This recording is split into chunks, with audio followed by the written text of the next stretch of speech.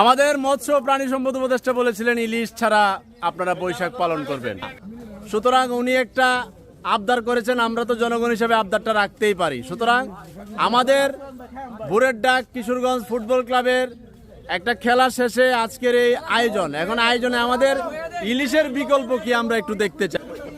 এই যে ইলিশের বিকল্প হচ্ছে তেলাপিয়া, চচ্চড়ি, আলু ভর্তা, শুকনো মরিচ কই, শুকনো মরিচ দিল নাকি।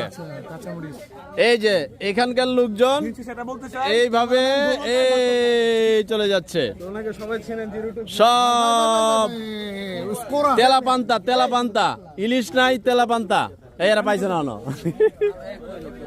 না না খাওয়া নাইতেছে আইতেছে তেলা পান্তা, ইলিশ নাই। আমরা উপদেষ্টাদের কথা মানছি, থ্যাংক ইউ, আমরা উপদেষ্টাদের কথা মানছি।